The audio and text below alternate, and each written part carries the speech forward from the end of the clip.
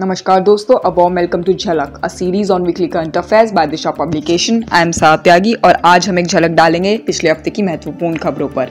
And these videos are important for you if you are preparing for any competitive exam, be it UPSC, banking, railway, SSC, CAPF, CDSE, AFCAT. So please keep following us because soon we will also be coming up with a monthly roundup. तो शुरुआत करते हैं अपनी national news से।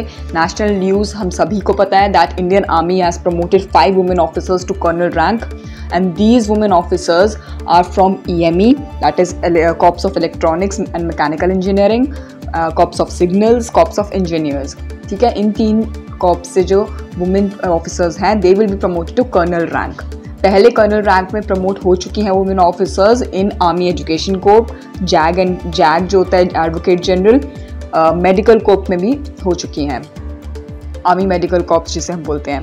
Okay, बढ़ते अपनी अगली news की तरफ that Haryana's Hisar airport has been renamed as Maharaja Agrasen international airport. इसको एक इंटरनेशनल एयरपोर्ट बना दिया जाएगा till 30 March 2024। Okay, next news is that NTPC ने कमीशन किया है इंडिया का largest floating solar PV project. ठीक है, कहाँ पे किया है? ये है विशाखापट्टनम, आंध्र प्रदेश में। ये है आपका सिमादरी थर्मल स्टेशन, वहाँ पे रिजर्वॉयर है, उसके ऊपर कमीशन किया गया है ये फ्लोटिंग सोलर पावर। ओके, और ये जो प्रोजेक्ट है ये 75 एकर्स में इसको इंस्टॉल किया जाएगा। आपको पिक्चर में दिख रहा होगा ये पानी के ऊपर कैसे फ्लोट कर रहा है।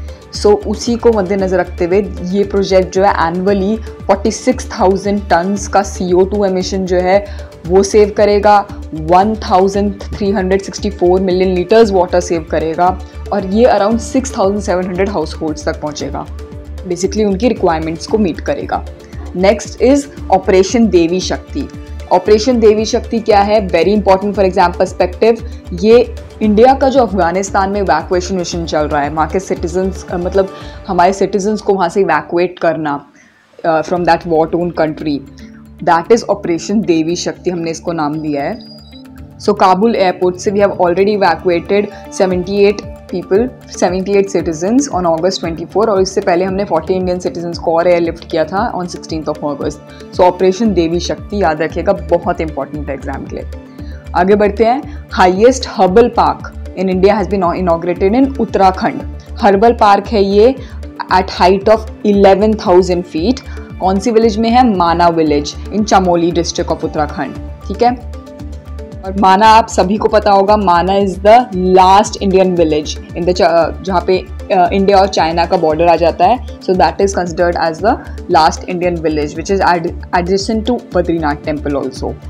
और ये जो आपका हर्बल पार्क है ये कंजर्व करेगा वेरियस प्लांट्स को, वहाँ के जो वेरियस ट्रीज़ हैं जो कि मेडिसिनली या कल्चरली इम्पॉर्टेंट हैं, जैसे कि अल्पाइन स्पीशीज़ हो गई। ठीक है, और ये प्रमोट भी करेगा हैबिटेट एंड इकोलॉजी को। आगे बढ़ते हैं। Finance and corporate minister N Sitharaman has launched national monetisation policy pipeline. देखिए, आपने डीमोनेटाइजेशन का नाम सुना होगा। जैसे डीमोनेटाइजेशन होता है ऐसे मोनेटाइजेशन होता है उसका ऑपोजिट, और इसका मतलब है that asset monetization. Asset monetization means a limited period licence या lease of an asset owned by the government और पब्लिक अथॉरिटी। ओके, और ये किसको लीज दिया जाएगा? To a private sector entity. ठीक है, लीज करना बेसिकली किराए पे चढ़ाना। काफ़ी सारे एसेट्स जो हैं वो मोनेटाइज किए जाएंगे through this pipeline. Okay, next news की बात करते हैं that Sonu Sood will be the brand ambassador for Delhi government. Delhi government का एक मिशन है, एक प्रोग्राम है देश के मेंटर प्रोग्राम, उसके लिए सोनू सूद को ब्रांड एम्बेसडर। ये एक एक्टर हैं, आप सभी को पता है, इन्होंने कोविड के समय में काफ़ी हेल्प की थी माइग्रेंट वर्कर्स की। और ये जो स्कीम है दिल्ली गवर्नमेंट की देश के मेंटर्स, ये गवर्नमेंट स्कूल के अराउंड 10 स्टूडेंट्स को लेगा और उनको और जो भी सिटीजन्स सक्सेसफुल हैं अपनी अपनी रिस्पेक्टिव फील्ड्स में, वो सिटीजन्स मेंटर करेंगे इन 10 स्कूल स्टूडेंट्स को। ठीक है, और 10 मिनट के लिए, हर वीक में 10 मिनट के लिए गाइड करेंगे इन स्टूडेंट्स को of government school. This is देश के मेंटर्स प्रोग्राम, याद रखिएगा।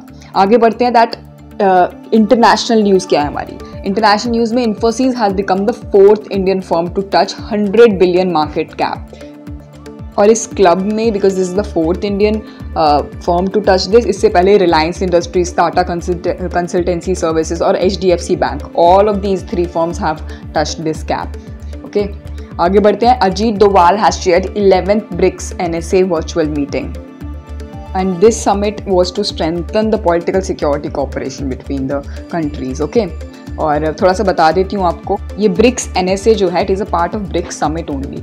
सितंबर 2021 में India will be the chair for 2021 BRICS summit. So उसी अंडर ये स्कीम चलाई गई है, ये मीटिंग हुई है and we have discussed the Afghanistan scenario, the development in Iran, the West Asia and the Gulf region का जो भी इशू वहाँ पे चल रहा है, जो भी डेवलपमेंट्स हो रहे हैं वर्ल्ड में, उसके रिगार्डिंग बात हुई है।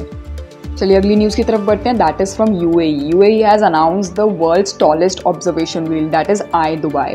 पहले हम देखा है दैट जो अभी करेंटली वर्ल्ड का टॉलेस्ट ऑब्जर्वेशन व्हील है, that is high roller in Las Vegas. But अब जो है दुबई ने लॉन्च किया है, Dubai has come up with this tallest observation wheel जिसका नाम है I Dubai and this is 250 metres and 820 feet high, ठीक है, which is located in the Blue Waters island. So याद रखिएगा आई दुबई। अगली न्यूज़ की तरफ बढ़ते हैं। That G20 ministerial conference on women empowerment was held in Italy and this was chaired by Smriti Irani. Why? Because she is the union minister for women and child development. ठीक है, कहाँ पे हुई थी? Santa Margherita Ligure, Italy. और इसका common objective यही है that to advance the goals of equality and development for women and girls in all spheres, be it STEM fields हो गई, financial, digital literacy, environmental sustainability, सभी field में women और girl child को equal representation मिलना चाहिए। ठीक है, अगले न्यूज़ की तरफ बढ़ते हैं। That is coming from the defence sector. देखिए, डिफेंस में India and Kazakhstan has joint military exercise that is Kazind 21 और इसकी शुरुआत होगी अगस्त 30 से सितंबर 11 तक ये कंटिन्यू होगी। ठीक है, कहाँ पे? कजाकिस्तान में। और ये वाली जो जॉइंट ट्रेनिंग एक्सरसाइज है, इसमें बिहार रेजिमेंट के 90 पर्सनल्स इसको लीड करेंगे और काउंटर टेररिज्म ऑपरेशंस हो गए, कॉम्बैट शूटिंग हो गई, ये सब की इसमें ड्रिल होती है बेसिकली।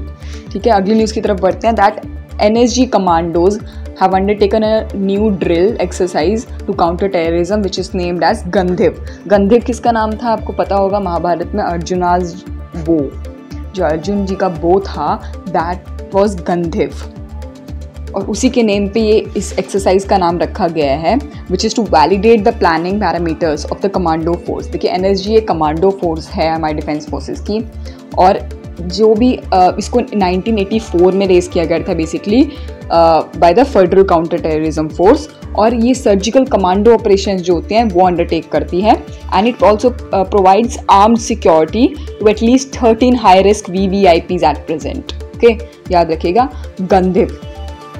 चलिए अब ऑबिचुरीज की बात कर लेते हैं। ऑबिचुरीज में PT उषा जी के जो कोच हैं OM Nambiar, he has passed away at the age of 89।